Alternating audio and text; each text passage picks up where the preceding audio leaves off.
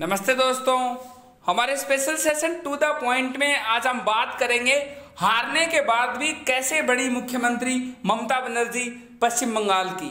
साथ ही बताएंगे प्रेजेंट में कितने राज्य के मुख्यमंत्री हैं जिन्होंने विधानसभा का चुनाव भी नहीं लड़े फिर भी है मुख्यमंत्री, और वो कैसे हैं मुख्यमंत्री, क्या निहित है संविधान में। चलो स्टार्ट करते हैं सेशन।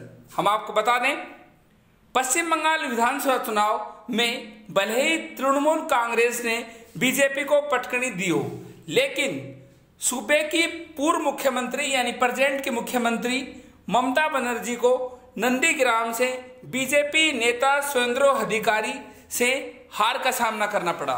तो वो कैसे बनेंगे मुख्यमंत्री हम आपको बताएंगे, क्या निहित है संविधान में। इससे पहले हम आपको बता दें, मुख्यमंत्री नीतीश कुमार, योगी आदित्यनाथ और उद्धव ठाकरे सभी अपने अपने राज्यों की विधानसभा की जगह विधान परिषदों के सदस्य हैं, यानी उन्होंने विधानसभा का चुनाव नहीं लड़ा, वो विधान परिषदों के सदस्य हैं। हम आपको बताएंगे क्या है विधान परिषद। पहले सीधे शब्दों में कहें तो वो मुख्यमंत्री बनने के लिए विधानसभा चुनाव नहीं जीते हैं। इनमें से बिहार के मुख्यमंत्री नीतीश कुमार ही एक ऐसे मुख्यमंत्री हैं जिन्होंने 36 साल पहले विधानसभा चुनाव लड़ा था, यानी इनके अलावा तो इन्होंने तो विधानसभा चुनाव भी नहीं लड़ा। बता दें कि महाराष्ट्र के मुख्यमंत्री उद्धव ठाकरे ने कभी आम चुनाव नहीं लड़ा। हालांकि ममता बनर्जी के साथ ऐसा नहीं है क्योंकि पश्चिम बंगाल में विधान परिषद नहीं है। हम आपको बता दें, विधान परिषद राज्यसभा की तरह विधान परिषद एक स्थायी सदन होता है, इसे भंग नहीं किया जा सकता। विधान परिषद में 1/3 सदस्य प्रत्येक वर्ष सेवानिवृत्त होते हैं और विधान परिषद के सदस्यों का कार्यकाल 6 वर्ष का होता है। तो जो अगर विधान परिषद अब प्रेजेंट में सिर्फ कुछ भारतीय राज्यों में लोकतंत्र की ऊपरी प्रतिनिधि सभा है, यानी कि विधान परिषद सिर्फ कुछ ही राज्यों में है।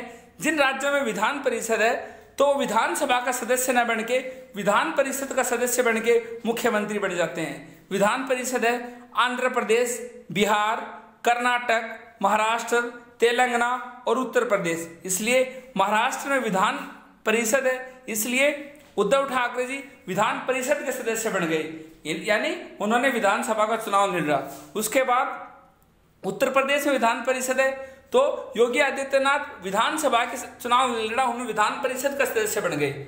और उसी प्रकार बिहार नीतीश ने विधानसभा का चुनाव नहीं लड़ा, वो विधान परिषद का सदस्य बन गए। और विधान परिषद के सदस्य के लिए डायरेक्ट इलेक्शन नहीं होते, इनडायरेक्ट इलेक्शन होते हैं। जैसे राज्यसभा के होते हैं वैसे ही विधानसभा में चुने हुए मेंबर द्वारा विधान परिषद के सदस्य होते हैं, यानी विधान परिषद का सदस्य जनता द्वारा चुना नहीं जाता। इस तरह बिना विधानसभा के चुनाव के लिए नहीं, ऐसे बने ये मुख्यमंत्री। लेकिन ममता बनर्जी के साथ ऐसा नहीं होगा क्योंकि वेस्ट बंगाल में विधान परिषद नहीं है। उसके लिए निहित है संविधान में 164 सब 4 आर्टिकल यानी अनुच्छेद। वो कहता है एक मंत्री जो लगातार 6 महीने तक किसी राज्य के विधानमंडल का सदस्य नहीं है, यानी विधानमंडल जिसमें विधानसभा भी आ गया विधान परिषद भी आ गया का सदस्य नहीं होता, वह इस समय सीमा के खत्म होने के बाद मंत्री नहीं बन सकता। यानी 6 महीने तक कोई भी मंत्री बन सकता है, 6 महीने बाद वो मंत्री नहीं बन सकता।